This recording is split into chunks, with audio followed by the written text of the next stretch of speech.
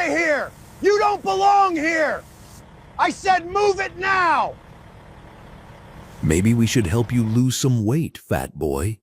Dirk Savage grabbed the fuel nozzle from Garrett Flynn's hand, diesel splashing onto the hot concrete as his gang surrounded the overweight trucker. The midday sun beat down mercilessly on the remote gas station, highlighting every sneer on the bikers' faces as they blocked Garrett's path to his cab. His green work shirt was soaked with sweat, blue coveralls hanging loose on his large frame, but his dark eyes remained calm as Dirk pressed closer. You don't belong on these roads, taking up space real truckers could use. The gang leader's voice dripped with contempt, his leather vest displaying patches of violence and hate, while Garrett's breathing stayed controlled and measured, exactly like it had during 20 high-stakes missions in Afghanistan. Welcome to Frost Folktales.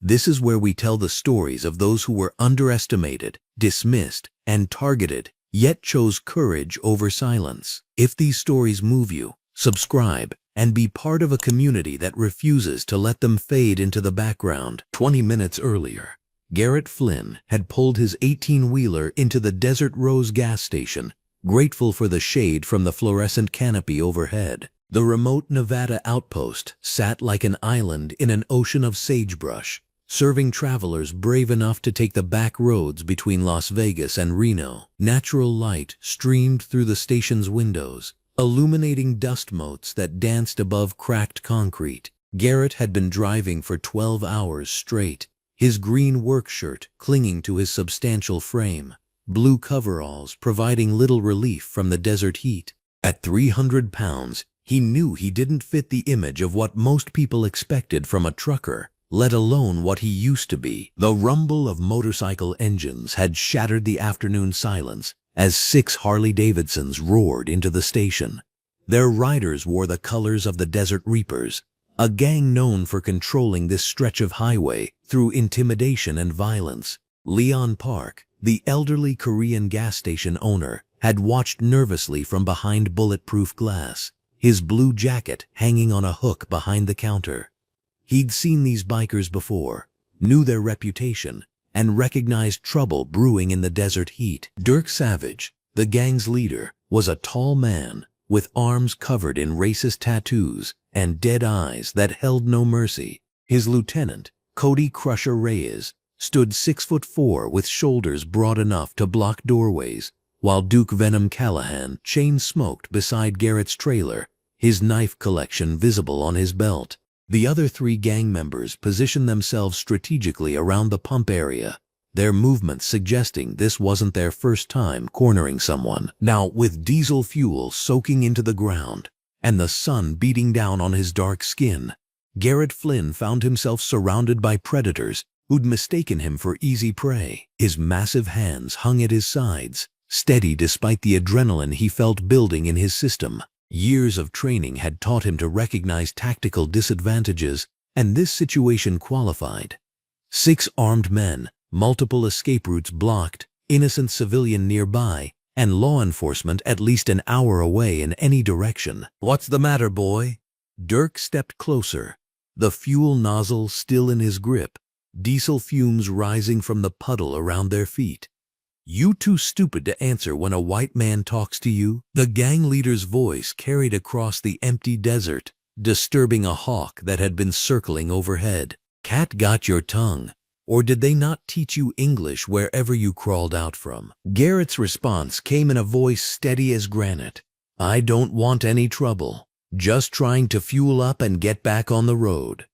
His eyes swept the scene with practiced efficiency, cataloging distances, weapons, potential cover, and civilian locations. Leon Park pressed his face against the window inside the station, his elderly features twisted with concern and fear.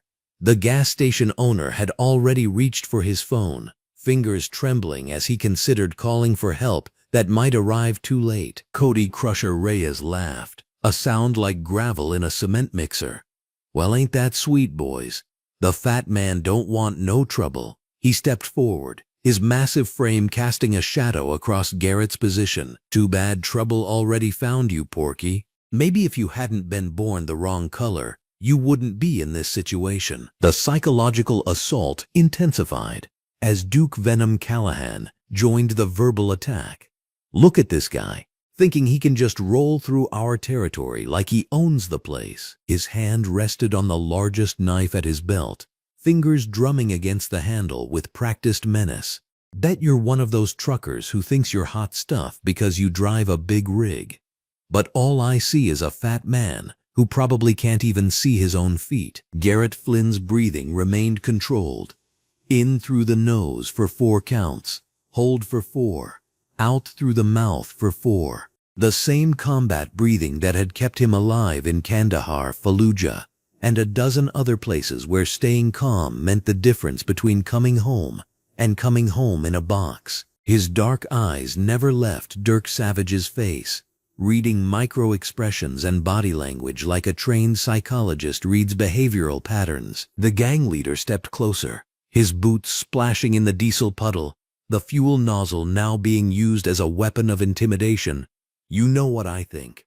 I think you need to learn some respect. This is our road, our territory, and boys like you need permission to pass through. The sun reflected off the metal nozzle as he waved it near Garrett's face.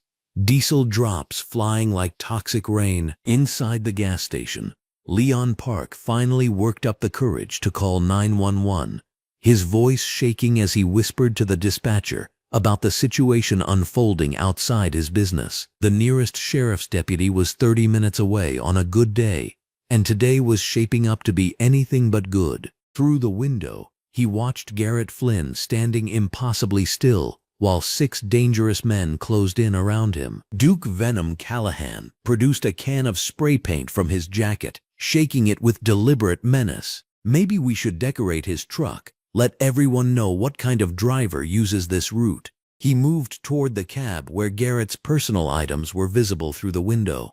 A military duffel bag, dog tags hanging from the mirror, and a photograph of men in combat gear that he kept turned face down for reasons these bikers couldn't begin to understand. The third gang member, a wiry man with prison tattoos covering his neck, started checking Garrett's load straps with obvious intent to damage or steal. Your cargo's looking a little loose there, boy.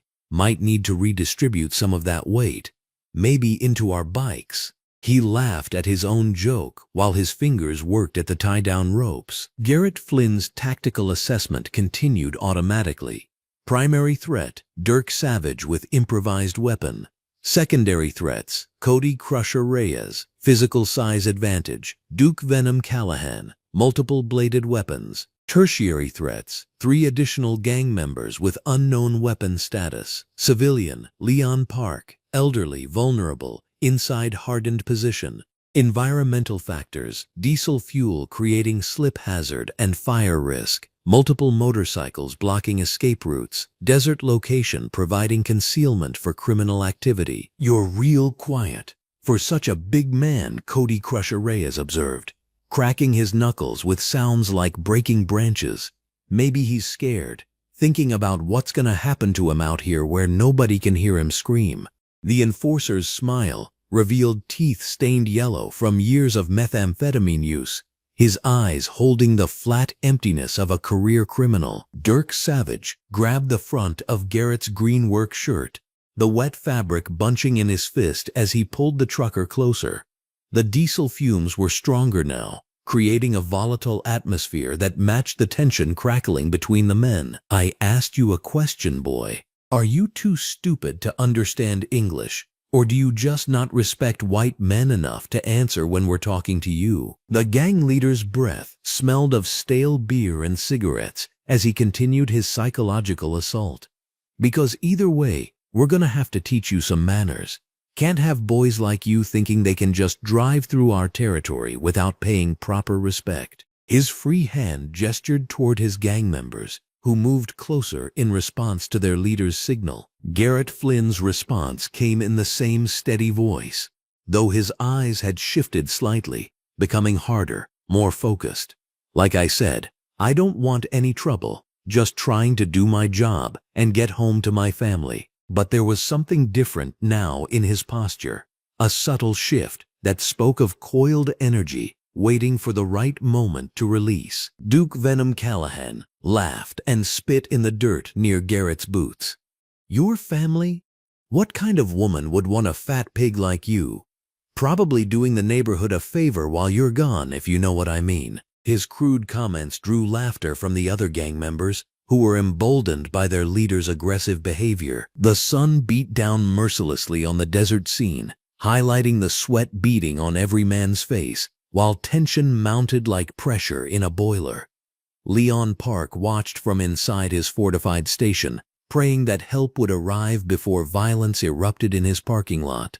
The elderly man had seen enough trouble over the years to recognize when a situation was about to cross the line from harassment to assault. Dirk Savage released Garrett's shirt and stepped back, his expression shifting from mockery to genuine malice. "You know what, boys? I think our friend here needs a lesson in respect. The kind of lesson that leaves marks." He looked around at his gang, reading their faces for agreement, finding the bloodthirsty approval he expected. Without warning, Dirk Savage planted both hands against Garrett Flynn's massive chest and shoved hard, expecting to send the overweight trucker stumbling backward into the diesel puddle. "I'm gonna teach you what happens to boys who don't show proper respect to their betters." But Garrett Flynn barely moved. His boots remained planted, his balance perfect, and his dark eyes locked onto Dirk Savage's face with an intensity that made the gang leader take an involuntary step backward. For the first time since the confrontation began, uncertainty flickered across the biker's features as he realized this fat trucker wasn't reacting like other victims. The desert wind picked up, carrying the scent of sage and the promise of a storm approaching from the distant mountains. 6 motorcycles sat silent in the parking lot, while their owners faced a man they'd completely misjudged. And the afternoon sun beat down on what was about to become a lesson in the difference between looking dangerous and actually being dangerous. The morning sun cast harsh shadows across the cracked asphalt as Dirk Savage's leather-clad gang positioned themselves with calculated precision. 3 motorcycles roared to life simultaneously, their chrome exhaust pipes gleaming under the bright daylight as they moved to block every possible exit route from the gas station. Garrett Flynn watched through his peripheral vision, his trained mind automatically cataloging the tactical situation while maintaining his outwardly calm demeanor. "You ain't going nowhere, boy," Dirk Savage sneered, his sleeveless black leather vest revealing pale, tattooed arms that flexed as he gestured toward his gang members. The fluorescent lights from the gas station canopy mixed with the natural skylight, creating stark visibility that left nothing hidden in shadows. Cody Crusher Reyes revved his Harley and positioned it directly behind Garrett Flynn's 18-wheeler, the massive machine now effectively trapped between the fuel pumps and the circling motorcycles. His orange tank top stretched tight across his muscular frame as he dismounted, heavy boots hitting the pavement with deliberate intimidation. Duke Venom Callahan maneuvered his bike to block the main road exit, his green flannel shirt unbuttoned to reveal multiple tattoos crawling across his chest. The third biker completed the triangle of entrapment, positioning himself near the station entrance where Leon Park watched nervously through the glass doors. The rumble of another diesel engine cut through the tension as a bright red Peterbilt truck approached from the east. Garrett Flynn's eyes shifted momentarily toward the approaching vehicle, noting the professional way it handled the turn into the station.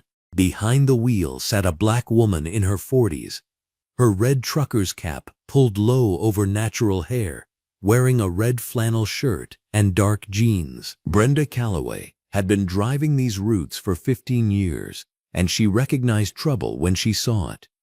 The scene before her triggered every alarm bell in her experienced trucker's mind. 3 bikers surrounding a fellow driver at an isolated gas station meant only one thing, and she wasn't about to drive past without ensuring a colleague's safety. Well, what do we have here?"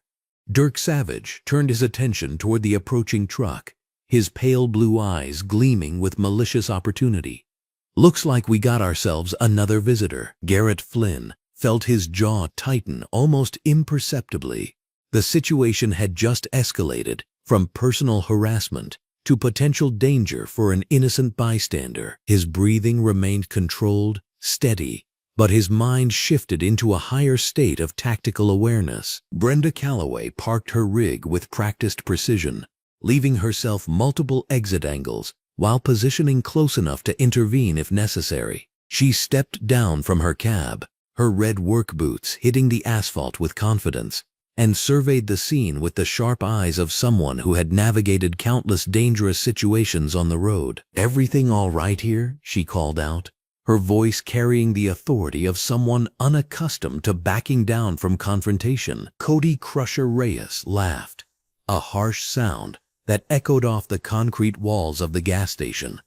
"Everything's just fine, sweetheart. Just having a friendly conversation with our new friend here." To emphasize his point, Crusher moved closer to Garrett Flynn, invading his personal space with deliberate aggression.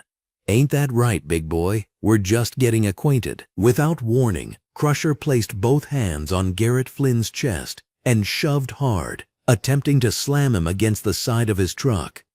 What should have been an overwhelming display of force met an immovable object. Garrett Flynn absorbed the impact with barely a step backward, his solid frame and low center of gravity making Crusher's aggression look pathetic. "You need to step back," Garrett Flynn said quietly, his voice carrying undertones of steel that made Crusher hesitate for just a moment. But the hesitation passed quickly, replaced by embarrassed rage at his failed intimidation attempt. "You telling me what to do, boy?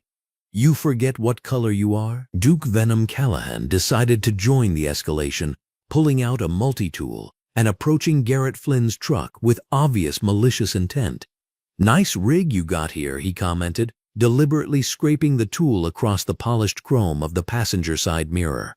"Be a real shame if something happened to it." The screech of metal on metal cut through the morning air like fingernails on a chalkboard. Venom continued his vandalism, smashing the mirror adjustment mechanism with practiced cruelty before moving toward the trailer connections. Inside the gas station, Leon Park fumbled with his cell phone, his hands shaking as he dialed 911. Through the reinforced glass, he could see the situation deteriorating rapidly, and his small gas station was about to become the site of something terrible. 911. "What's your emergency?"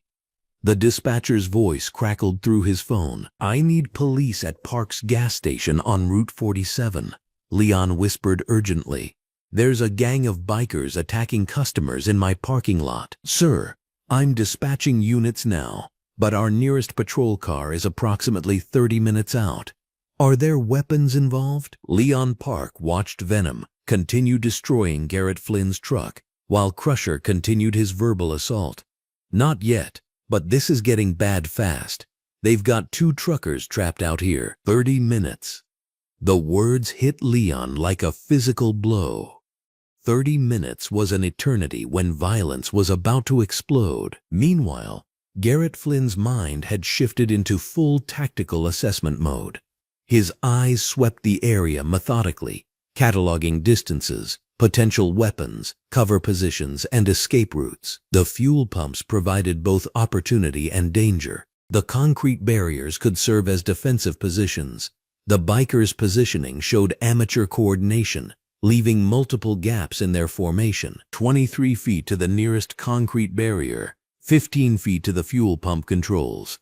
Emergency shutoff valve, located behind pump number 2. 3 hostile targets. No visible firearms, but potential for concealed weapons high. 1 civilian bystander now in the potential combat zone. Brenda Calloway recognized the change in Garrett Flynn's demeanor, even if the bikers didn't. She had served 8 years in the Army before becoming a trucker, and she knew the look of someone shifting into combat readiness. Every instinct told her to get back in her truck and drive away. But she couldn't abandon a fellow driver to face this alone. "Look, gentlemen," she said, stepping forward with her hands visible but ready. "Why don't we all just calm down here? No need for anyone to get hurt over whatever this is about. Dirk Savage's attention swiveled toward her, like a predator focusing on new prey. Did I ask for your opinion, girl? This ain't your business. Any trucker in trouble is my business. Brenda replied firmly. We look out for each other on these roads. The statement hung in the air like a challenge, and Dirk Savage's face darkened with rage. Is that so? Well, maybe you need to learn the same lesson your boy here is about to get. He gestured to his gang members, who began closing their circle tighter around both truckers. Crusher cracked his knuckles theatrically, while Venom abandoned his vandalism of the truck to focus on the human targets. You see, Dirk Savage continued, his voice taking on the tone of someone who enjoyed explaining his dominance. This is our territory, our roads. And sometimes visitors need to pay a toll to pass through safely. Garrett Flynn's breathing remained controlled, but his pulse had elevated to combat readiness. Every muscle in his body was coiled and ready, though his external appearance remained deceptively calm. His hands hung loosely at his sides, but he had positioned himself to access maximum leverage and striking angles. What kind of toll? Brenda asked, though she already knew the answer would be unacceptable. For him? Dirk Savage nodded toward Garrett Flynn. Attitude adjustment. For you? Well, I'm sure we can work something out that'll be mutually beneficial. The implied threat hung in the air like toxic smoke. Brenda Calloway's military training kicked in as she assessed her own tactical situation. She was outnumbered, outweighed, and in an increasingly dangerous position. But running wasn't in her nature, and abandoning a fellow trucker wasn't an option. Garrett Flynn felt something shift inside his chest. Up until this moment, the conflict had been personal harassment directed at him. He could absorb verbal abuse and even property damage without losing control. But threatening an innocent woman, someone who had stopped to help a stranger, crossed a line that activated deeper protocols in his trained mind. Ma'am, he said quietly to Brenda, never taking his eyes off Dirk Savage, you should get back in your truck. I'm not leaving, she replied firmly. Then stay behind me, Garrett Flynn instructed, his voice carrying new authority that made even the bikers pause momentarily. Dirk Savage noticed the change in dynamics and didn't like it. His control of the situation was slipping, and his audience was no longer responding with appropriate fear. You think you're giving orders now, boy? You think having your little girlfriend here changes anything? He stepped closer, close enough that Garrett Flynn could smell the stale beer and cigarettes on his breath. This ends when I say it ends, and it ain't ending with you just driving away. The morning sun climbed higher, casting shorter shadows across the gas station lot. The fluorescent lights continued their steady buzz overhead, illuminating a scene that was about to transform from harassment into something far more serious. Inside the station, Leon Park continued his desperate phone conversation with dispatch, providing updates on the escalating situation while watching helplessly through the reinforced glass. 30 minutes felt like 30 hours, and Dirk Savage was making it clear that this confrontation wouldn't wait for law enforcement to arrive. The afternoon sun blazed overhead as tensions reached a boiling point at the remote gas station. Brenda Calloway stood near her red pickup truck, her red flannel shirt and blue jeans making her a stark contrast against the dusty concrete. She had been trying to de-escalate the situation, but Dirk Savage's patience had worn dangerously thin. Lady, I told you to mind your own damn business, Dirk snarled, his leather vest creaking as he stepped toward Brenda.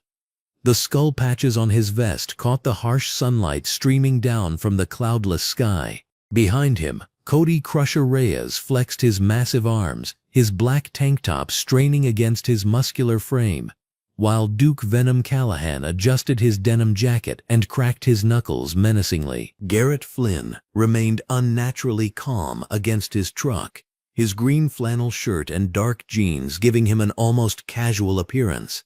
But something had shifted in his posture. His breathing had become more controlled, and his eyes moved with calculated precision, assessing angles, distances, and potential weapons within reach. "She's just trying to help," Garrett said quietly, his voice carrying an undertone that made Duke pause mid-step.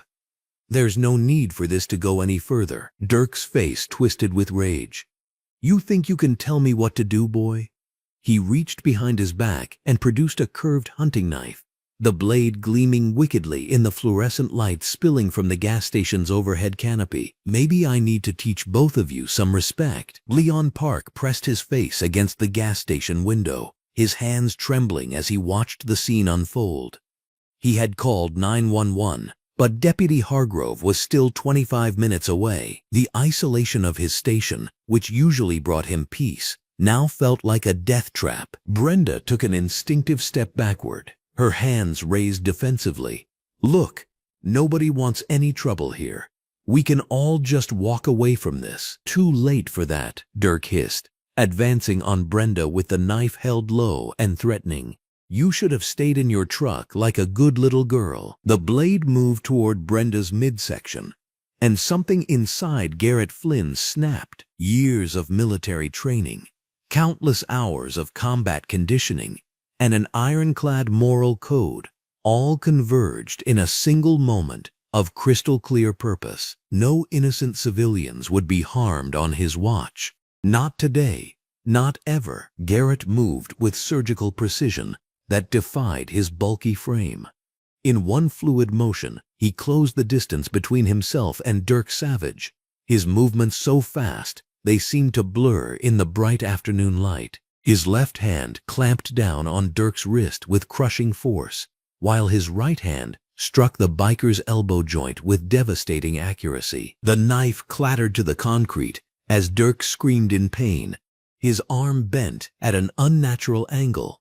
Before he could fully process what had happened, Garrett's knee drove into his solar plexus, doubling him over and sending him crashing to the ground in a gasping, writhing heap. "What the hell?" Cody Crusher Reyes roared, his massive frame charging forward like an enraged bull. His black tank top rippled as his muscles bunched for what he assumed would be an easy takedown of the overweight trucker. He was catastrophically wrong. Garrett shifted his weight and timing with the precision of a Swiss watch. As Cody's momentum carried him forward, Garrett stepped aside at the last possible second and used the biker's own force against him. His hands found Cody's shoulders, and with a textbook hip toss that would have impressed his old drill instructors, he sent the massive man flying through the air. Cody hit the concrete with a sickening thud that echoed across the empty lot. His head bounced once against the unforgiving surface, and he lay completely still, unconscious before he even knew what had happened. The silence that followed was broken only by Dirk's labored breathing and the distant hum of traffic on the highway. Duke Venom Callahan froze in place, his denim jacket suddenly feeling too tight across his chest. The confident sneer had vanished from his face, replaced by wide-eyed shock and the dawning realization that they had made a terrible mistake. This wasn't some random trucker they could intimidate and humiliate. This was something else entirely. "Jesus Christ," Duke whispered, taking an unconscious step backward. "Who the hell are you?" Garrett straightened to his full height, and for the first time his true nature became visible.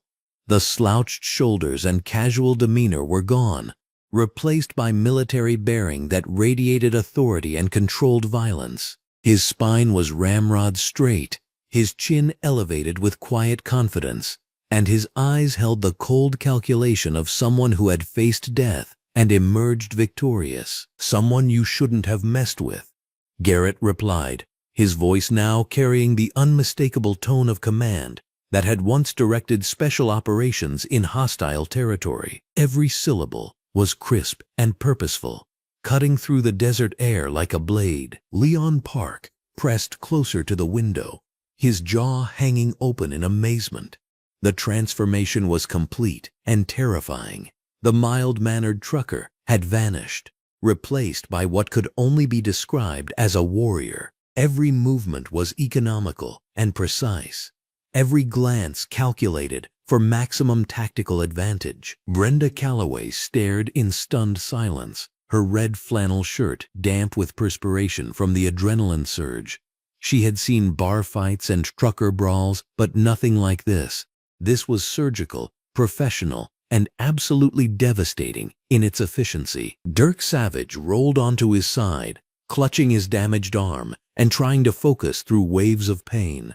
Blood trickled from a split lip where his face had met the concrete, and his leather vest was torn and dirty. The skull patches that had once seemed menacing now looked pathetic and cartoonish. "You broke my damn arm," he gasped, his voice filled with pain and disbelief. "Consider yourself lucky," Garrett replied, moving to stand over the fallen biker leader. His shadow fell across Dirk's face, blocking out the harsh afternoon sun. "That was me showing restraint." Duke remained frozen, his hands raised slightly in an unconscious gesture of surrender. The easy confidence that came from years of intimidating innocent people had evaporated in seconds, replaced by the primal fear of prey facing an apex predator. "Now then," Garrett continued, his voice taking on the measured cadence of a professional interrogation, "we're going to have a little conversation about your operations.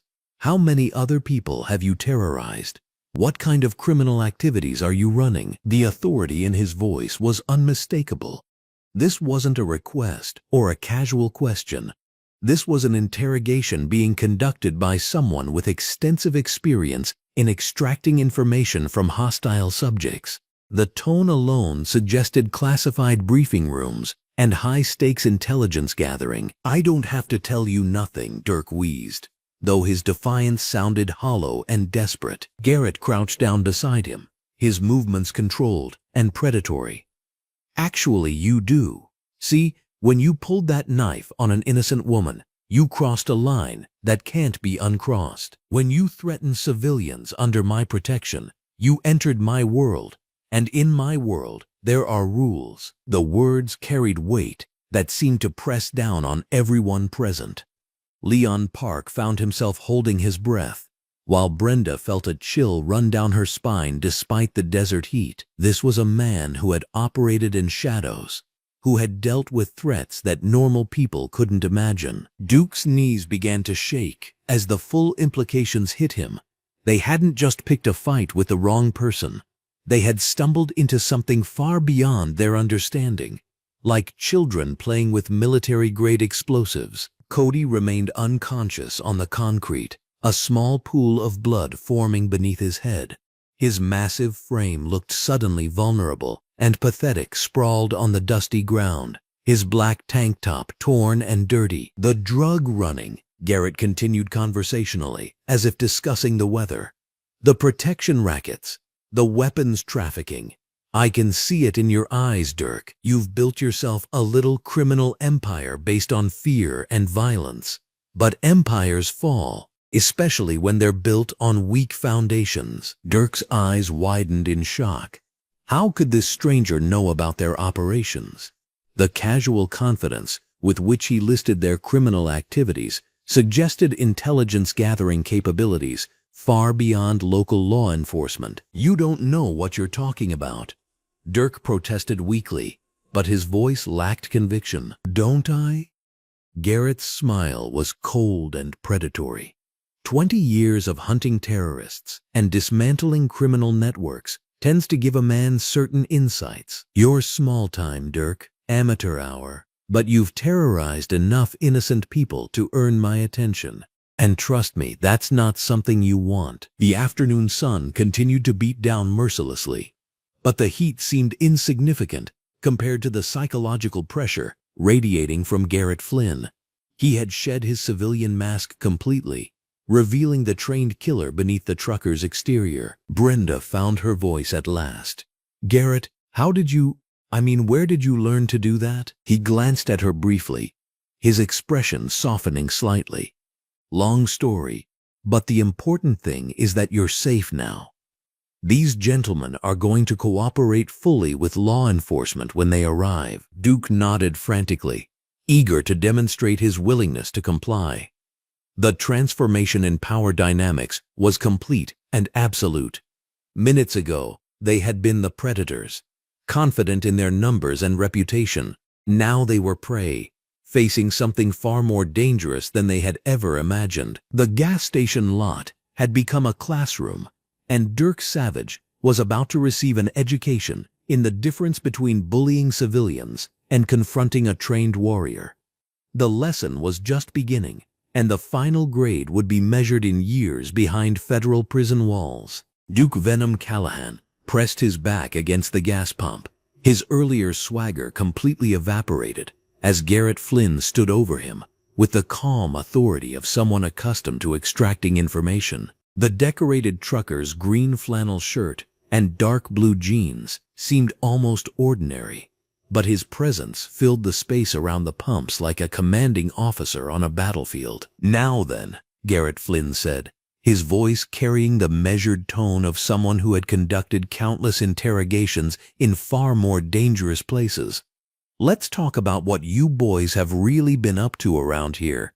And Duke, I suggest you think very carefully before you answer." The biker's leather vest bore patches that had seemed intimidating just minutes earlier, but now they looked like costume jewelry on a man whose hands trembled as he glanced toward his unconscious leader, Dirk Savage. Cody Crusher Reyes remained motionless near the truck, creating an unmistakable picture of what happened when amateurs challenged a professional. "I don't know what you're talking about, man," Duke stammered, but his eyes darted nervously toward the road as if calculating escape routes that no longer existed. Garrett Flynn crouched down to Duke's eye level, his movement fluid and controlled. "Son, I've interrogated Taliban commanders who were tougher than you. I can read guilt on a face from 50 yards away, and right now you're broadcasting it like a neon sign. The question is whether you want to make this easy or difficult." Brenda Calloway watched from beside her truck, her red trucker's cap slightly askew from the earlier confrontation. Her red button-down shirt and blue jeans were practical clothing for a woman who spent her days on the highway, but her expression showed she was witnessing something far beyond ordinary road rage. Leon Park had emerged from the gas station, his orange polo shirt and khaki pants making him look like any small business owner, except for the mixture of fear and amazement in his eyes as he observed Garrett Flynn's transformation. "The protection money," Duke blurted out suddenly, his resolve cracking under Garrett Flynn's steady gaze. "We've been collecting from truckers and local businesses." Dirk said it was just easy money, nothing serious. "Protection money." Garrett Flynn's tone remained level, but something dangerous flickered in his eyes. "And what exactly were you protecting them from?" "From us, mostly." The admission tumbled out as Duke's composure completely collapsed.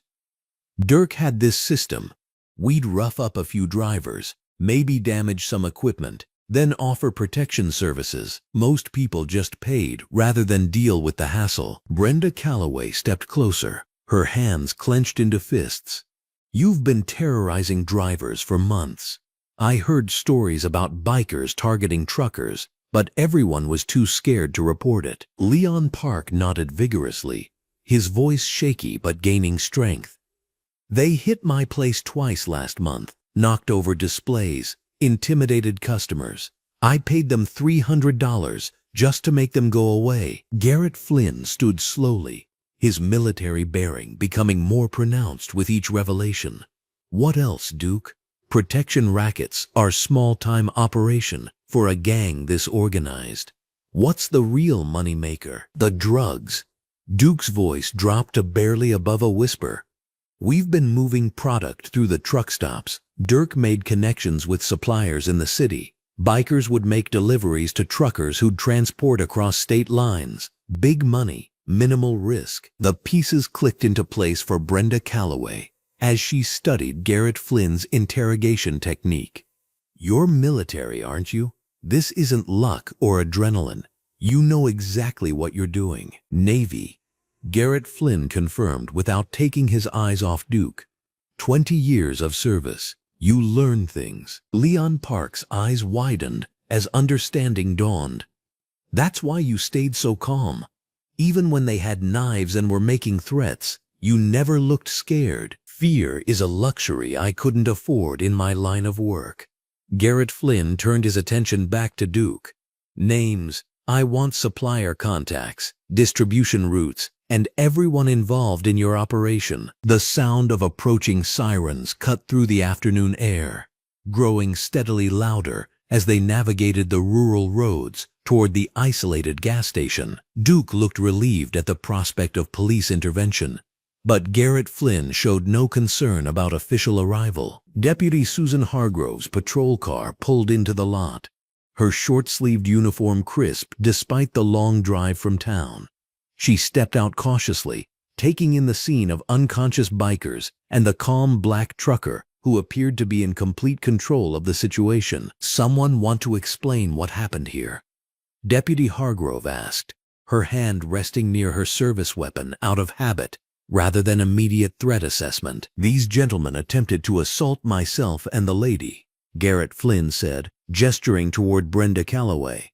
When they produced weapons and threatened civilians, I defended us using reasonable force. Deputy Hargrove looked at the unconscious bikers, then at Duke, who remained seated against the gas pump, then back at Garrett Flynn, whose breathing wasn't even elevated, despite having apparently single-handedly neutralized 3 armed attackers. Sir, I'm going to need to see some identification and get statements from everyone involved. Garrett Flynn produced his commercial driver's license and military ID with practiced efficiency.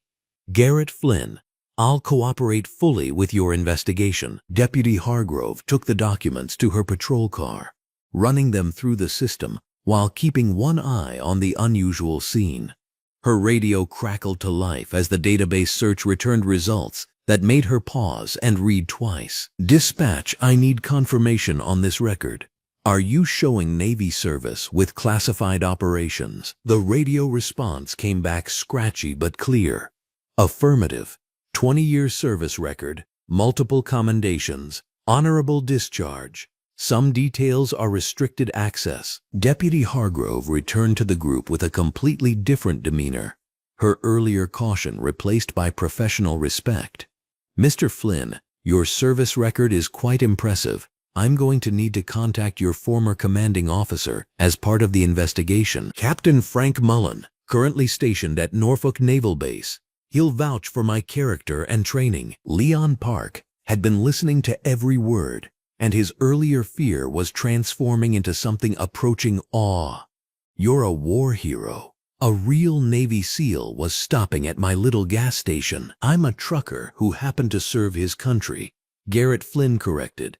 But his humble response only seemed to impress the gathering group more. Brenda Calloway shook her head in amazement. 20 years in special operations, and you're driving freight across the country. There's got to be a story there. Every veteran has a story, Garrett Flynn replied. The important thing is what we do after the service ends. Deputy Hargrove was already on her radio, contacting Captain Mullen's office. The conversation was brief but illuminating, with the officer's responses becoming increasingly respectful as she received confirmation of Garrett Flynn's distinguished service record. Captain Mullen sends his regards, she reported after ending the call.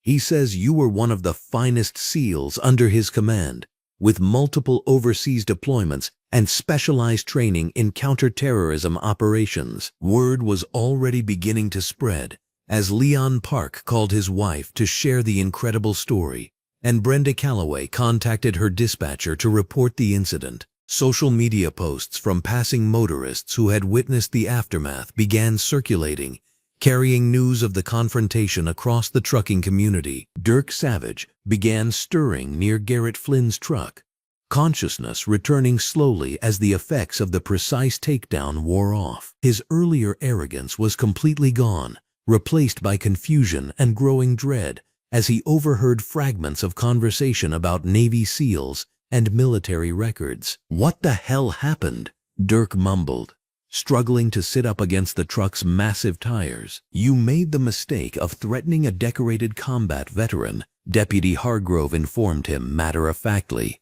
along with assault, weapons charges, and based on what your associate has been telling us, federal drug trafficking charges. The color drained from Dirk Savage's face as the full implications became clear.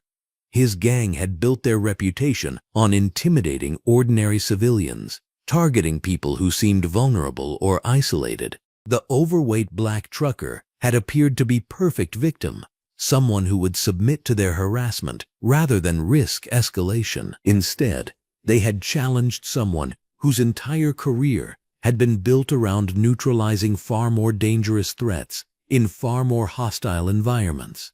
Garrett Flynn possessed training that turned him into a weapon more lethal than anything the bikers carried, combined with the discipline to use exactly as much force as necessary and no more. "You're him," Dirk said, his voice barely audible.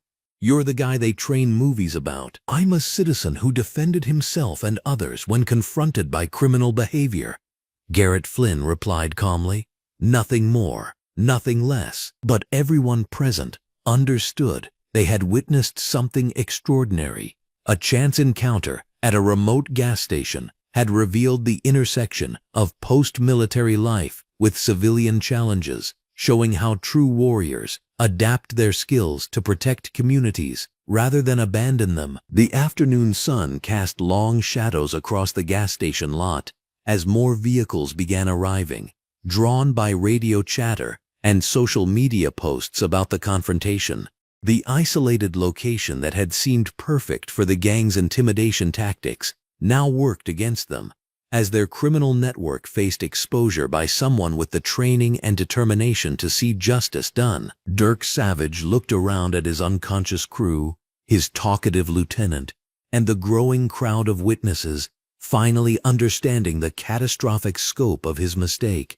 They hadn't just picked the wrong target. They had revealed their entire operation to someone equipped to dismantle it completely. The afternoon sun cast long shadows across the gas station parking lot as news vans began pulling up to the scene.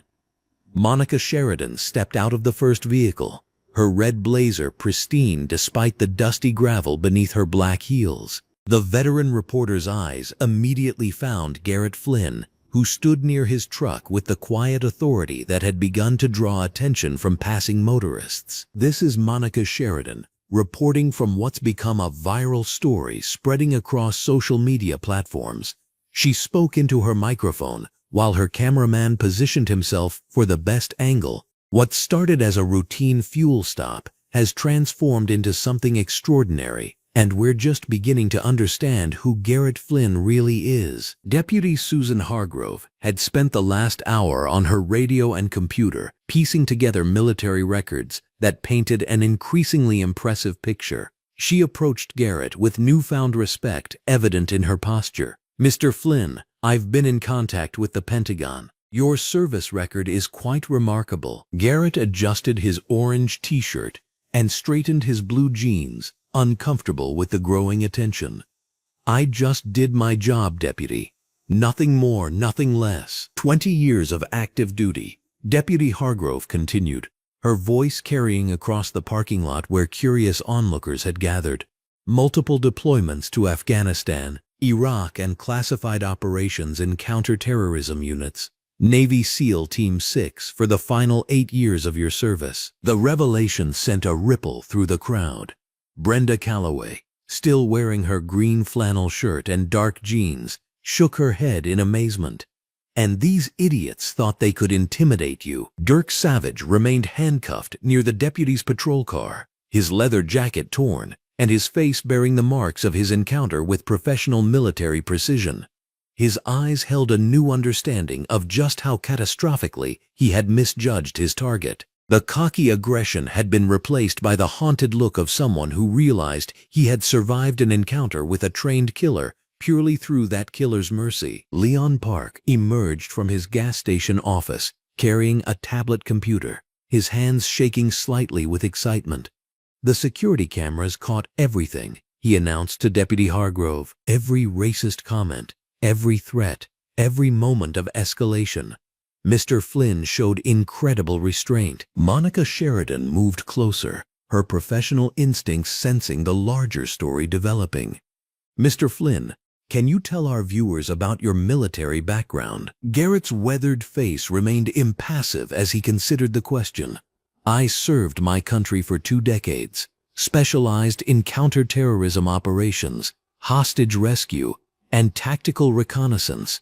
When civilians are threatened, training takes over. The footage shows you neutralizing multiple attackers while ensuring no permanent harm came to anyone," Monica continued.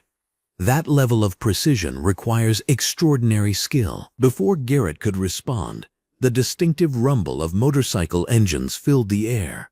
8 additional bikers roared into the parking lot, their leather cuts identifying them as members of Dirk Savage's gang.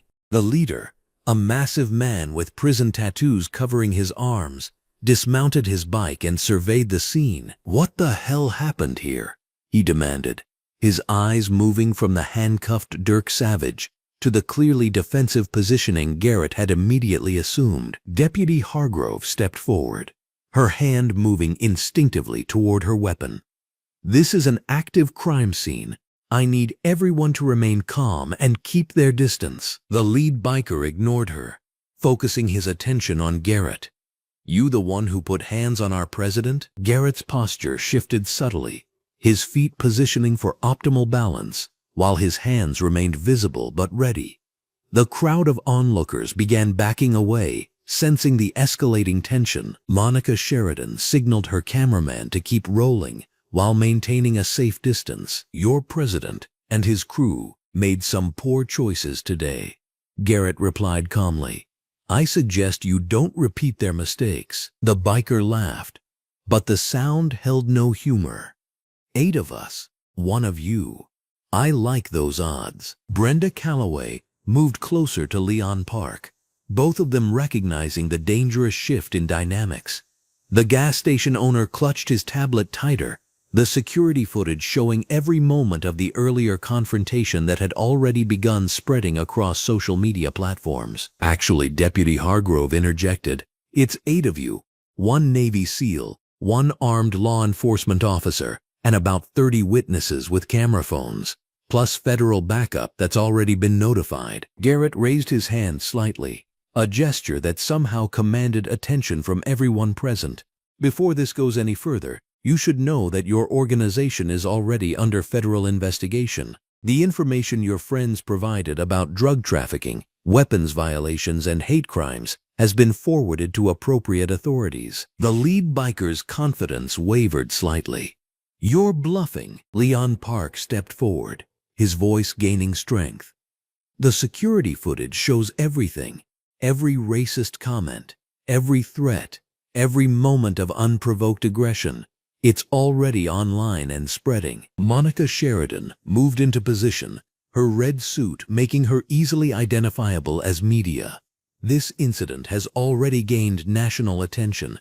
Federal authorities are monitoring the situation, and hate crime charges are being prepared." The tactical situation began shifting as more civilian vehicles pulled into the gas station, their occupants recognizing the developing story from social media posts. Several were military veterans, drawn by reports of one of their own facing harassment. They positioned themselves strategically around the parking lot, not threatening, but clearly supportive. Garrett noticed the changing dynamics with professional assessment. "You have a choice here," he addressed the 8 bikers. "You can de-escalate and distance yourselves from your leadership's criminal activities, or you can compound their mistakes and face the consequences." One of the younger bikers whispered urgently to the leader, showing him something on his phone screen. The man's face paled as he read, clearly seeing the viral spread of the security footage and the growing online support for Garrett. Deputy Hargrove received a transmission through her radio, her expression becoming more serious. "Federal agents are en route. Anyone involved in criminal activities should consider their next actions very carefully." Brenda Calloway stepped forward, her voice carrying clearly across the parking lot. "I witnessed everything that happened here today. Mr. Flynn showed incredible restraint and professionalism. He protected innocent people and used minimal force against unprovoked attackers." The crowd murmured agreement, several people holding up phones to record the continuing confrontation. The lead biker found himself facing not just a decorated Navy SEAL, but an entire community that had rapidly mobilized in support of justice. The hate crime charges alone carry federal penalties, Deputy Hargrove continued. Add in the drug trafficking and weapons violations that have already been documented, and your organization is looking at decades in federal prison. Monica Sheridan interviewed several bystanders, each one praising Garrett's handling of the situation and condemning the gang's racist attacks. The narrative being broadcast live showed clear community support for the veteran trucker and universal condemnation of the biker's behavior. Garrett maintained his ready position, but kept his voice level. I've spent 20 years protecting people from threats like your organization represents. Today was just another day at the office. The lead biker looked around at the assembled crowd, the media attention, the arriving law enforcement vehicles, and the growing online coverage visible on dozens of phone screens. His original confidence had evaporated entirely. "This isn't over," he said. But the words lacked conviction. "Actually it is," Garrett replied. "Your network is compromised. Your leadership is facing federal charges, and you're all under surveillance. The smart play is cooperation with authorities." Leon Park approached Deputy Hargrove with his tablet. The footage clearly shows self-defense and protection of innocent civilians. Mr. Flynn's actions were completely justified. Additional patrol cars arrived, followed by unmarked federal vehicles. Agents in tactical gear emerged, their professional bearing immediately recognizable to Garrett. The situation had escalated beyond local law enforcement into federal territory. Monica Sheridan provided live commentary as the scene unfolded. "What we're witnessing is the systematic dismantling of what appears to be a significant criminal organization, triggered by their decision to target a highly decorated military veteran." The 8 bikers found themselves surrounded by overwhelming force, both legal and community-based. Several began distancing themselves from their leadership, clearly recognizing the futility of their position. Brenda Calloway moved closer to Garrett, her voice filled with admiration. 20 years of service, and you're still protecting people. That's what real heroes look like. The federal agents approached Garrett with obvious respect, recognizing both his military bearing and his professional handling of the situation. Their interaction was between professionals who understood tactics, restraint, and appropriate use of force. As handcuffs were applied to the additional gang members, Dirk Savage watched his criminal empire crumble in real time. The security footage had gone viral, federal charges were being prepared, and his organization was facing complete dismantlement. Leon Park addressed the media crowd, his voice stronger now. "This gas station serves everyone equally. What happened here today was wrong, but Mr. Flynn's response showed us what courage and professionalism look like." The afternoon sun began setting as the situation reached its resolution. Federal agents were coordinating the largest bust in the region's history, all triggered by a gang's decision to target the wrong trucker on the wrong day. Monica Sheridan concluded her live broadcast with the story that would dominate national news cycles. From a routine fuel stop to federal charges, today's events demonstrate that heroes walk among us, often unrecognized until circumstances call them to action. Garrett Flynn stood quietly beside his truck, uncomfortable with the attention, but satisfied that justice was being served. The community that had rallied around him represented the best of American values, standing together against hatred and supporting those who had served their country. The viral video footage would ensure that this story reached millions, inspiring other veterans and demonstrating that courage and professionalism could overcome hatred and intimidation. The tables had completely turned, with criminals facing justice and heroes receiving recognition. As evening approached, the gas station that had been the scene of racist harassment had become a symbol of community strength and veteran valor, forever changing how this small town understood both heroism and justice. The morning sun cast sharp shadows across the FBI field office parking lot as Agent Patricia Reeves stepped out of her black sedan, her green blazer catching the light. She had been following the Savage Gang's activities for months, but Garrett Flynn's detailed intelligence from the gas station incident had just handed her the breakthrough she needed. The evidence Deputy Susan Hargrove had forwarded wasn't just about a racist attack anymore. It was the key to dismantling an entire criminal network that had terrorized truckers and small communities across 3 states. Inside the sterile conference room, with its bright fluorescent lighting, Agent Reeves spread out surveillance photos and documents across the metal table. Garrett Flynn sat across from her, his orange flannel shirt and dark jeans, a stark contrast to the formal federal environment. His massive frame filled the chair, but his demeanor remained calm and professional as he studied the materials before him. "Mr. Flynn, your observations from the incident have connected dots we've been trying to piece together for 2 years," Agent Reeves said, her voice carrying the weight of someone who had seen too many cases stall for lack of solid evidence. "Dirk Savage's operation is bigger than anyone realized. The drug routes, the protection rackets, the systematic intimidation of truckers. Your military training helped you notice details that most civilians would miss." Garrett nodded, his dark eyes focused on a map showing interstate routes marked with red pins. The way they moved, the coordination, the confidence. These weren't random thugs looking for trouble. They knew exactly what they were doing, and they'd done it before, many times. Agent Reeves pointed to a cluster of pins around truck stops and way stations. "Savage's crew has been running a sophisticated operation. They identify independent truckers, particularly minorities, create incidents, then demand protection money to ensure safe passage through their territory. Those who refuse face escalating harassment, property damage, and worse." The fluorescent lights hummed overhead as Garrett absorbed the full scope of what he had stumbled into. How many drivers have they victimized? Based on what we're uncovering, potentially hundreds.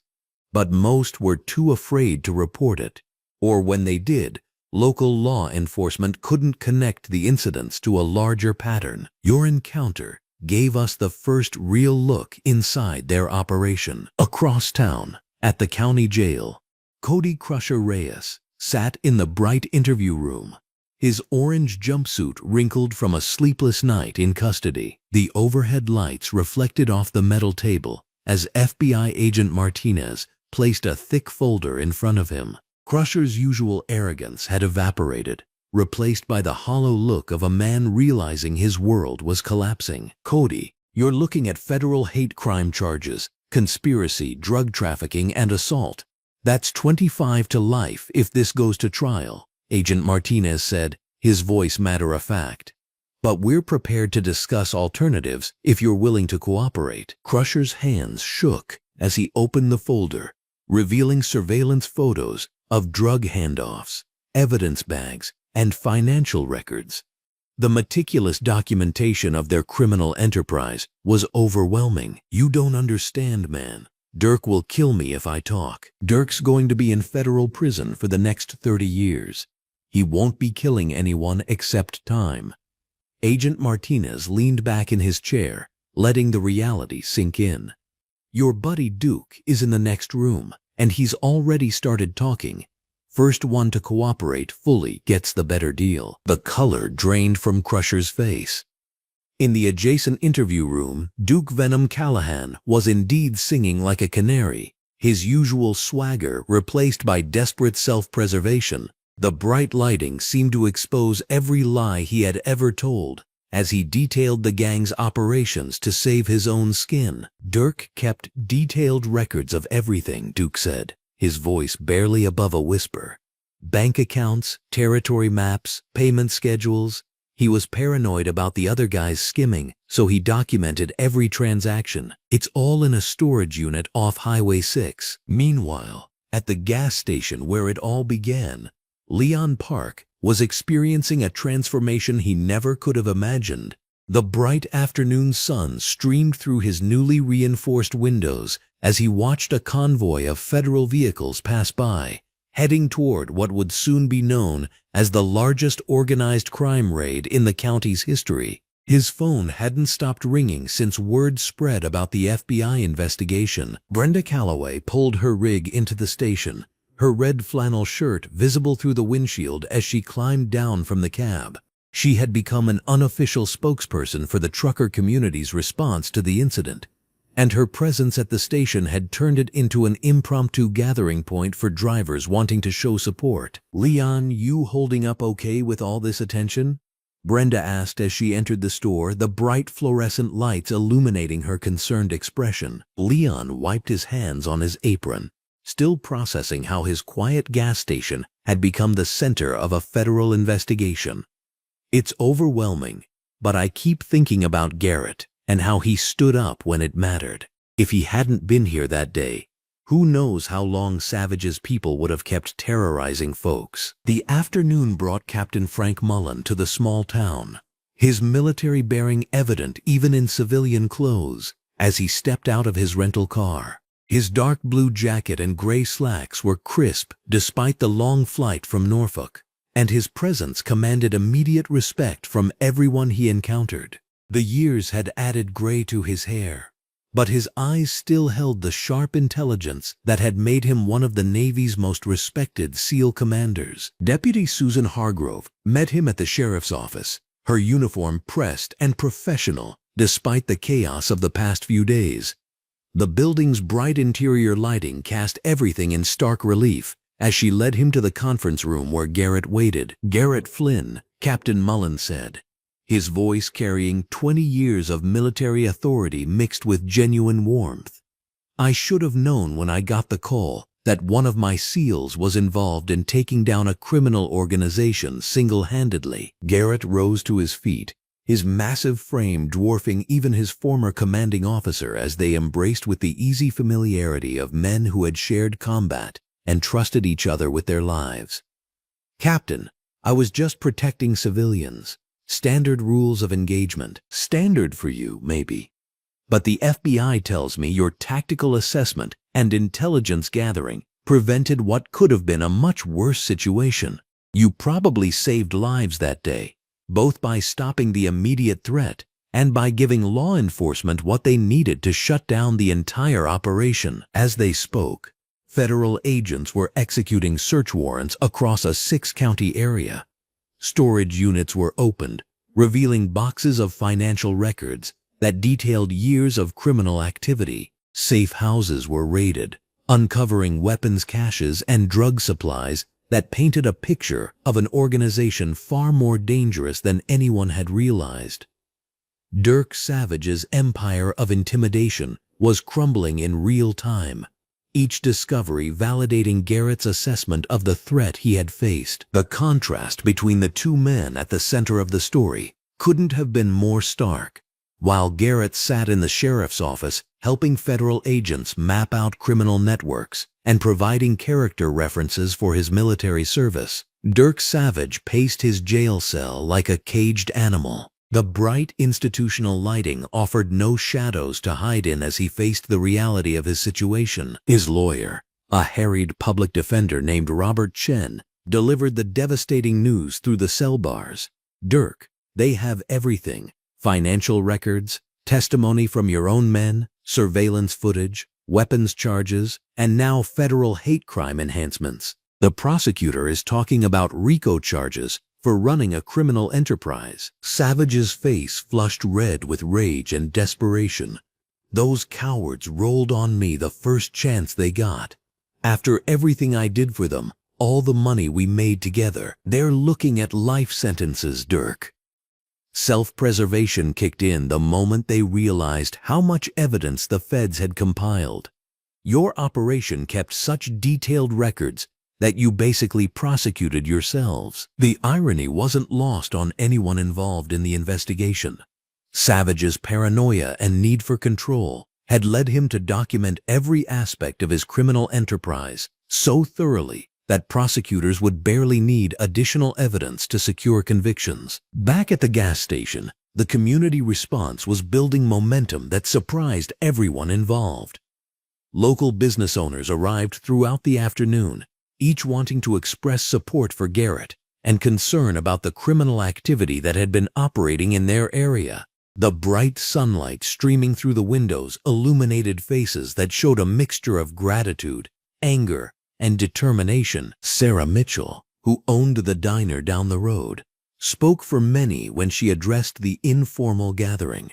Her red blouse and dark slacks were practical but dignified as she stood before the group.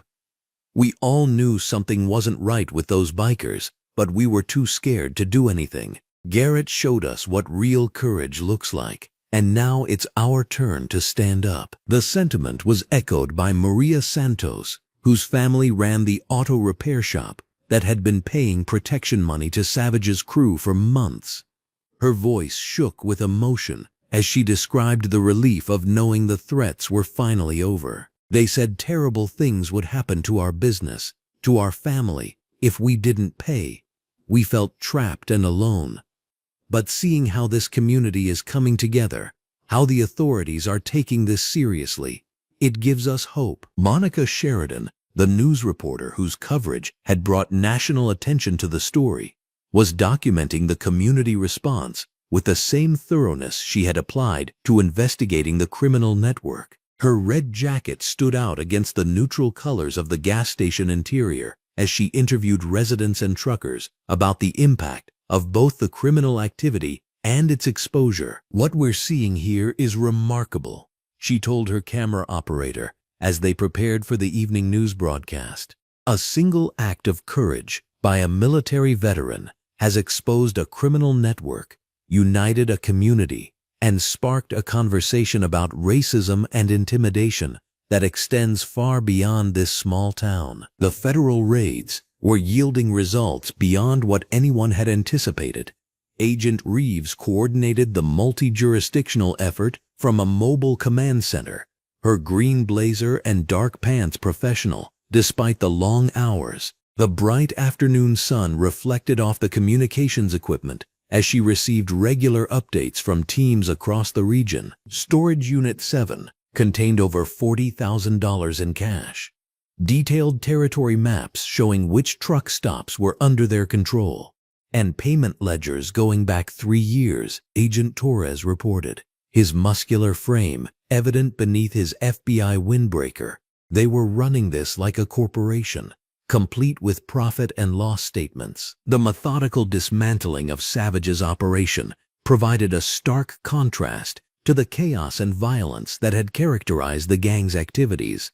Where they had used fear and intimidation, federal agents employed careful investigation and legal process. Where they had targeted vulnerable individuals, law enforcement protected victims and encouraged cooperation. Captain Mullen spent the afternoon reviewing Garrett's military records with federal agents, providing context for the skills and judgment his former subordinate had demonstrated during the incident. The bright fluorescent lights in the conference room illuminated commendations and service records that painted a picture of exceptional military service and unwavering integrity. "Garrett Flynn was one of the finest SEALs I ever commanded," Captain Mullen explained to Agent Reeves. "His tactical awareness, his ability to assess threats and respond proportionally, his commitment to protecting civilians, everything he demonstrated at that gas station is consistent with 20 years of exemplary military service." The captain's testimony would prove crucial in the coming legal proceedings, not just in establishing Garrett's credibility as a witness, but in demonstrating the vast gulf between a decorated military veteran and the criminals who had targeted him. The contrast would resonate with juries and judges in ways that simple evidence alone might not achieve. As evening approached, the true scope of the investigation became clear. Dirk Savage's criminal network had extended across state lines, involving drug trafficking routes that connected major cities with rural distribution points. The gang's intimidation tactics weren't just random violence. They were a systematic effort to control transportation corridors and eliminate competition from independent truckers who refused to cooperate. The bright lights of the Federal Command Center illuminated maps and charts that showed the full extent of the criminal enterprise. Red lines connected truck stops, weigh stations, and distribution points in a web of illegal activity that had operated largely undetected for years. Only Garrett's military training and experience had allowed him to recognize the signs of organized criminal activity during what appeared to be a random racist attack. Agent Reeves stood before the assembled law enforcement team, outlining the charges that would be filed against each member of the organization. The overhead lights cast sharp shadows as she detailed the evidence that would ensure lengthy federal prison sentences for the entire gang. Dirk Savage faces life in prison under federal RICO statutes for running a criminal enterprise. The hate crime enhancements alone carry mandatory minimums that will keep him incarcerated for decades. Cody Reyes and Duke Callahan are looking at 15 to 20 years each, assuming their cooperation continues and proves valuable. The wheels of justice were turning with the methodical precision that Garrett's military training had taught him to appreciate. There would be no quick fixes or dramatic confrontations, just the steady application of law and evidence that would ensure the criminals faced appropriate consequences for their actions. As the sun set over the small town that had become the center of a federal investigation, Garrett Flynn sat with Captain Mullen and Brenda Calloway at Leon's gas station, sharing coffee and reflecting on how quickly their lives had changed. The bright interior lighting provided a sense of safety and normalcy that had been absent just days before. "You know what strikes me most about all this?" Brenda said, stirring sugar into her coffee. "It wasn't just that one incident at the gas station. Garrett's response started something that's going to protect truckers and small business owners for years to come." Captain Mullen nodded, his experienced eyes recognizing the broader implications of what his former SEAL had accomplished. Good leadership creates ripple effects that extend far beyond the immediate situation. Garrett demonstrated the kind of moral courage we tried to instill in every SEAL, the willingness to act when others are threatened, regardless of personal cost. The conversation was interrupted by Leon approaching their table, his face showing a mixture of gratitude and amazement. "Garrett, I just got off the phone with the Truckers Association. They want to present you with their highest civilian honor at next month's convention. Said you've done more to protect independent drivers than anyone in their history." Outside, the last of the federal vehicles were departing, carrying evidence that would ensure Dirk Savage's criminal empire remained permanently dismantled. The bright headlights disappeared into the darkness, leaving behind a community transformed by the courage of one man and the power of justice properly applied. Tomorrow would bring new challenges and opportunities, but tonight belonged to the satisfaction of watching a criminal network collapse and a community unite. The foundation had been laid for lasting change, built on the solid bedrock of one veteran's unwillingness to let innocent people suffer while he had the power to help them. The network was exposed. The criminals would face justice, and the community had discovered its own strength. Garrett Flynn's military training had prepared him for many things, but perhaps not for the role of catalyst that would transform an entire region's approach to organized crime and community protection. The morning sun streamed through the tall windows of the federal courthouse as Judge Gloria Hartman adjusted her reading glasses and surveyed the packed courtroom. The fluorescent lights overhead cast everything in sharp relief, illuminating the stark divide between justice and criminality that would play out today. At 62, Judge Hartman had presided over countless cases, but the federal prosecution of Dirk Savage and his gang had drawn unprecedented attention from across the country. Garrett Flynn sat in the front row, his massive frame filling the wooden bench.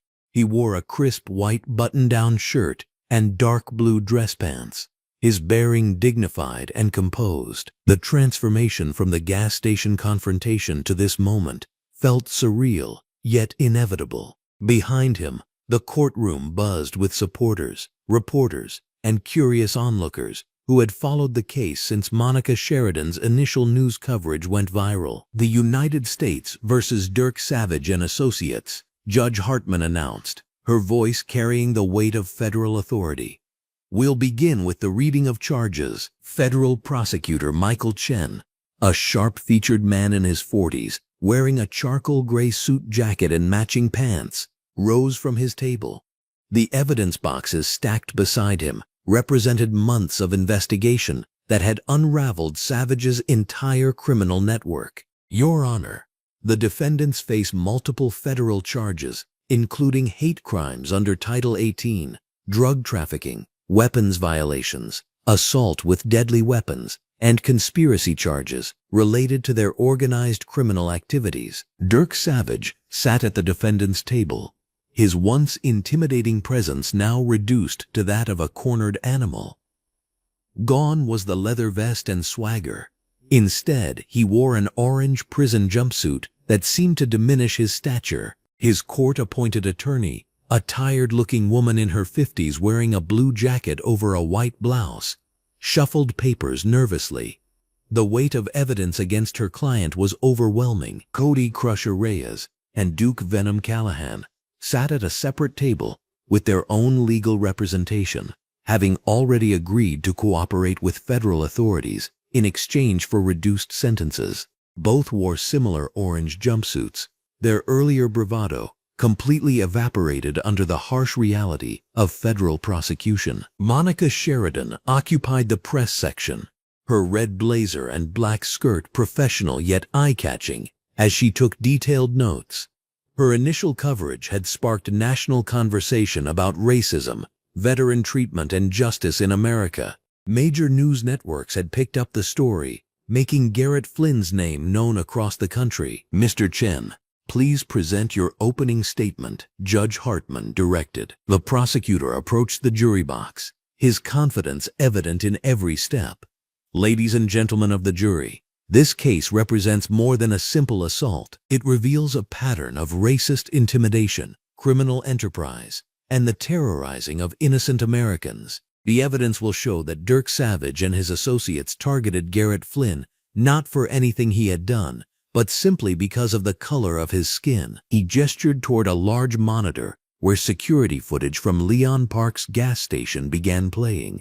The crystal-clear images showed the entire confrontation, from the initial verbal harassment to the moment Garrett Flynn was forced to defend himself and Brenda Calloway. You'll see how these defendants surrounded Mr. Flynn, trapped him, escalated their verbal abuse into physical threats, and ultimately forced a decorated Navy SEAL veteran to defend not only himself, but an innocent female trucker who tried to help. Chen's voice carried controlled outrage. What they didn't expect was that their victim was a man who had spent 20 years serving this country with distinction. The footage continued, showing Dirk Savage pulling the knife on Brenda Calloway, the moment that triggered Garrett Flynn's decisive action. Even in the courtroom, watching the systematic way Garrett Flynn neutralized each threat drew murmurs of amazement from the gallery. The investigation that followed revealed an extensive criminal network. Chen continued, clicking to display charts showing drug distribution routes, protection racket victims, and financial records. Savage's gang operated through fear and violence, targeting minorities, veterans, and anyone they perceived as vulnerable. But they made a critical error when they chose Garrett Flynn. Deputy Susan Hargrove sat in the witness section, ready to testify about the scene she discovered and the subsequent investigation. Her crisp uniform with long sleeves and proper badges reflected the professionalism that had impressed everyone involved in the case. Captain Frank Mullen, Garrett Flynn's former commanding officer, had flown in from San Diego to provide character testimony.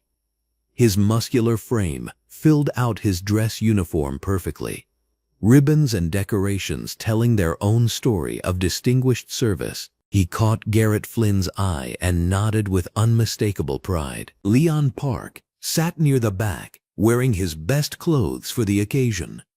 The gas station owner had become an unexpected hero himself, his 911 call and security system providing crucial evidence that made prosecution possible. His testimony would establish the premeditated nature of the gang's intimidation tactics. Brenda Calloway occupied a seat in the second row, dressed in a red blouse and black pants.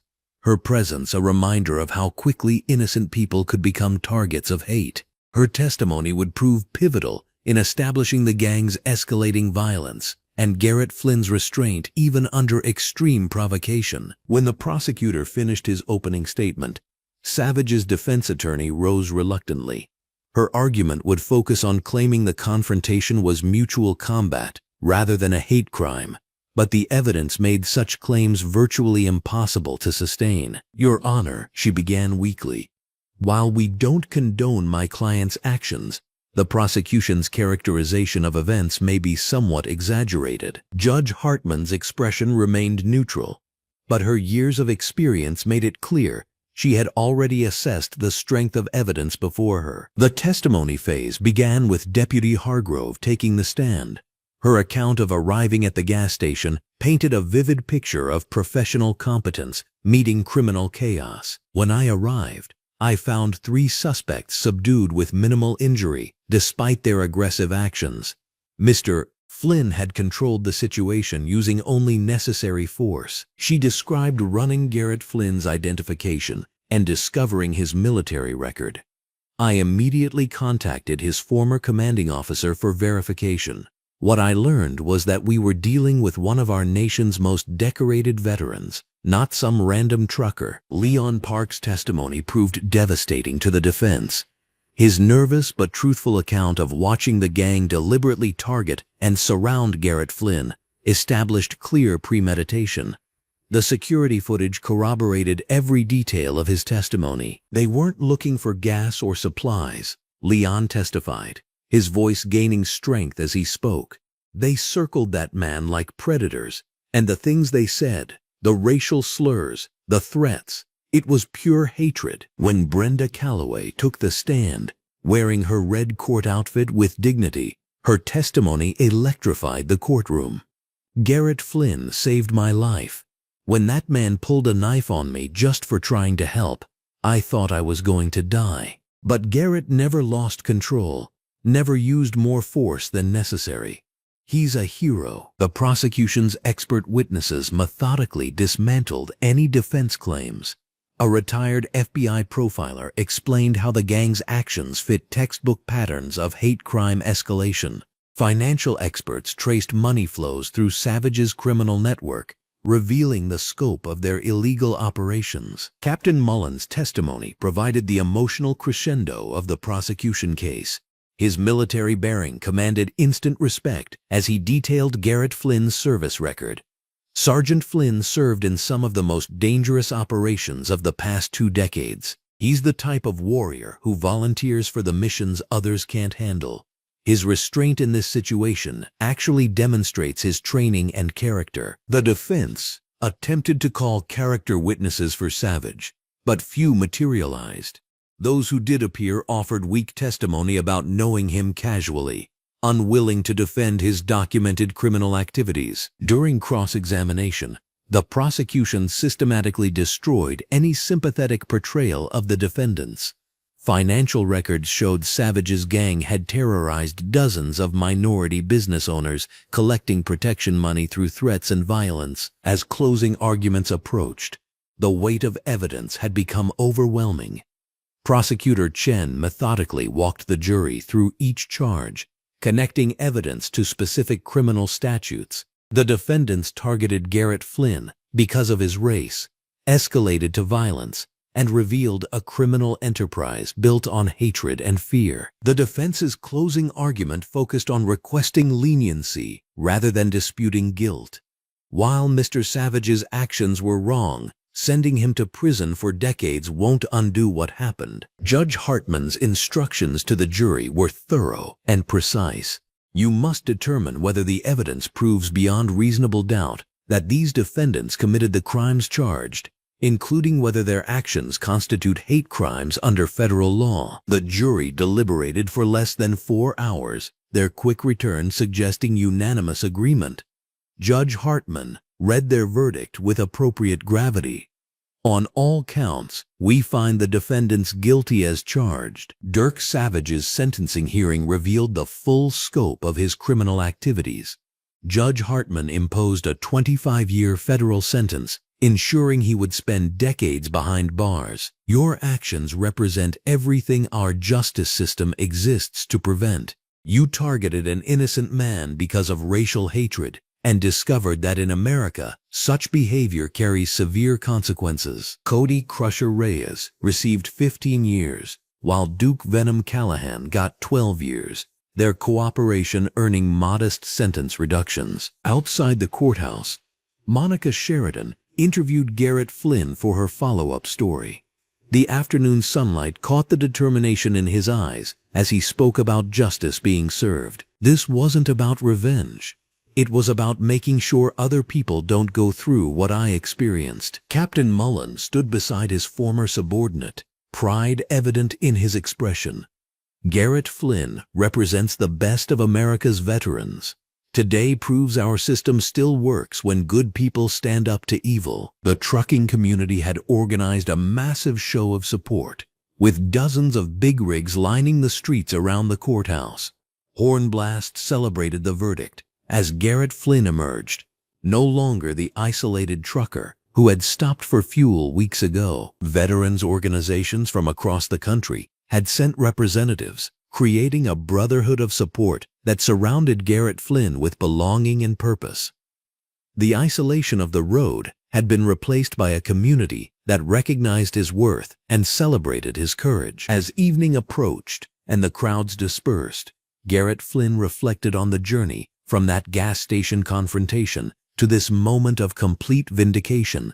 Justice had been served not just through legal proceedings, but through the revelation of character, the power of truth, and the strength of communities united against hatred. The courthouse steps grew quiet as the last supporters departed, but the impact of this case would resonate far beyond today's proceedings, changing lives and communities in ways both measurable and profound. 6 months had passed since that fateful confrontation at Leon's gas station, and the morning sun cast long shadows across the newly renovated truck stop that had become a beacon of hope along Highway 287.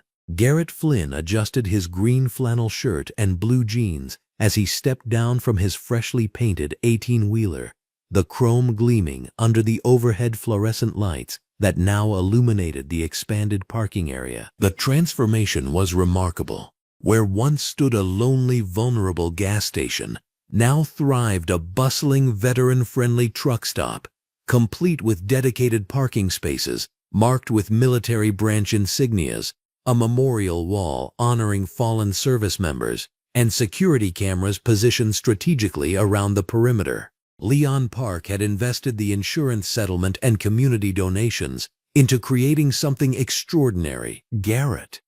Leon called out from behind the counter, his face breaking into the genuine smile that had replaced the nervous tension he once carried. He wore his standard orange polo shirt and khaki pants, but his posture radiated confidence now. The morning news crew just confirmed they'll be here at 10 for your interview about the new veteran trucking initiative. Garrett nodded, still adjusting to his unexpected role as a community leader and advocate. The weight he'd carried for years, both physical and emotional, seemed lighter now. Regular exercise, proper meals, and most importantly, a sense of purpose had transformed him. His military bearing had returned fully, shoulders squared with the quiet dignity of a man who'd found his mission again. The bell above the door chimed as Brenda Calloway entered, her red trucker's jacket bright against the morning light streaming through the windows. She'd become more than an ally that day 6 months ago. She'd become his trucking partner and closest friend on the road. Their convoy system had inspired other drivers to adopt buddy partnerships, reducing isolation and increasing safety across the industry. "You ready for this, Garrett?" Brenda asked, pouring herself coffee from the veterans' corner Leon had established, complete with military memorabilia and a donation box for homeless veterans. "The National Trucking Association wants to make our partnership model the gold standard. That's huge." Before Garrett could respond, another familiar figure walked through the door. Captain Frank Mullen, dressed in his crisp green military shirt and blue tactical pants, had driven down from Colorado Springs for the occasion. His weathered face showed the pride of a commanding officer watching his soldier continue to serve, even in civilian life. "Flynn," Captain Mullen said, extending his hand with the firm grip that spoke of decades in special operations. "I've got news about the DoD Veteran Trucking Program.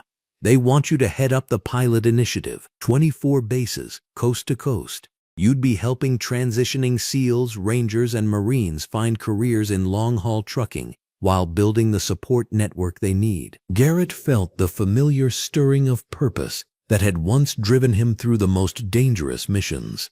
This wasn't about personal recognition. This was about serving his brothers and sisters in arms who struggled with the same isolation and purposelessness he'd battled for years. "Sir, I'd be honored," Garrett replied, his voice carrying the same commitment it once held in briefing rooms before classified operations.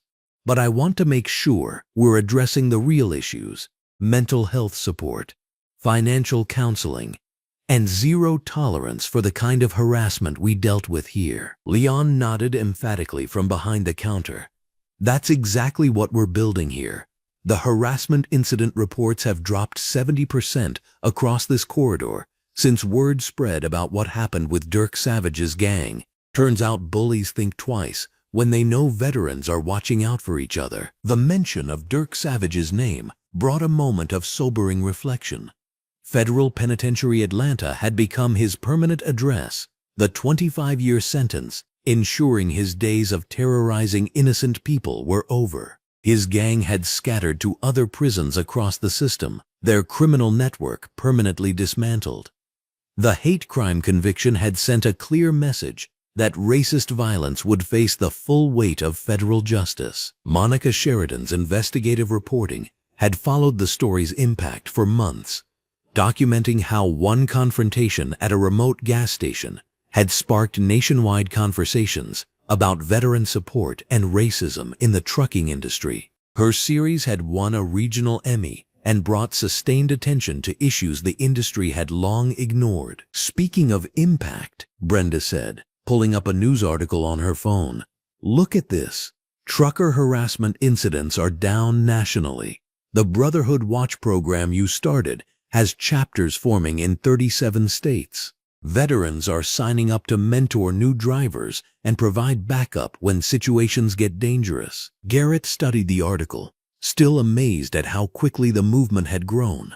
What started as one man defending himself had evolved into a nationwide network of veterans supporting each other and protecting vulnerable drivers. The ripple effects continued expanding, touching lives he'd never meet, but somehow still served. Captain Mullen clapped Garrett on the shoulder with the affection reserved for soldiers who'd proven themselves under fire. "You know what makes me proudest, Flynn. You could have let that anger eat you alive after you left the teams. Instead, you found a way to keep fighting for what's right. That's the mark of a true warrior." The conversation was interrupted by the arrival of several vehicles pulling into the truck stop. A news van, 2 military vehicles, and several big rigs formed an impromptu convoy in the parking lot. Word had spread through the veteran trucking community that something important was happening at Leon's place. Among the arrivals was Judge Gloria Hartman, now retired, but still passionate about criminal justice reform. She'd become an advocate for hate crime legislation, using the Savage case as an example of how federal law could effectively combat racist violence. Her green blouse and professional demeanor commanded respect as she approached the group. "Mr. Flynn," Judge Hartman said with the authority that had defined her decades on the bench, "I wanted to personally thank you for how you handled that situation. Your restraint and professionalism helped ensure justice was served properly. The precedent this case set will protect countless others." As more people gathered, Garrett realized this moment represented something larger than personal redemption. Leon's gas station had become a symbol of transformation, proving that individual courage could create lasting change. The veteran truckers arriving for the informal ceremony represented thousands more across the country who'd found new purpose and community. Deputy Susan Hargrove arrived in her patrol car, now serving as the regional coordinator for law enforcement and veteran trucker cooperation.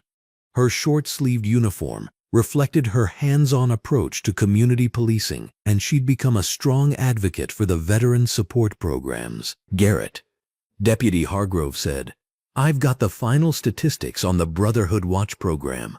Crime against truckers in participating corridors is down 43%. More importantly, veterans report feeling connected and supported in ways they hadn't experienced since leaving service." The morning interview went smoothly, with Garrett explaining how the Veteran Trucking Initiative would provide structure, mentorship, and community for transitioning service members. His natural leadership ability, honed through years of military service, translated perfectly to advocating for his fellow veterans. As the news crew packed up their equipment, Garrett found himself standing with his core group of allies, looking out over the transformed truck stop that had become a model for the entire industry. Leon had created something special here, a place where respect and dignity replaced fear and isolation. "You know what the best part is?" Brenda asked, gesturing toward a group of veteran truckers sharing stories and contact information near their rigs.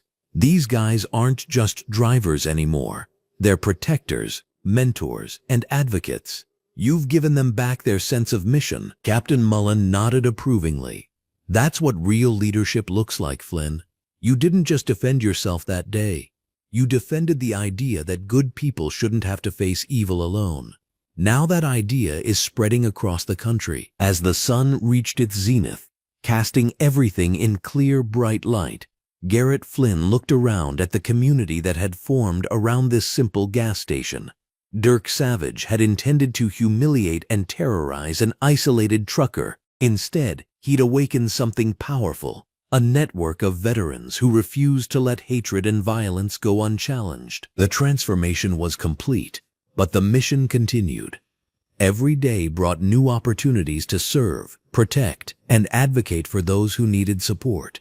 Garrett Flynn had found his post-military purpose, and it was greater than anything he could have imagined during those lonely years on the road. You just heard a story that history tried to overlook. If it stayed with you, take a second to stand with it. Subscribe, share, and help us keep telling the stories that deserve light, not silence.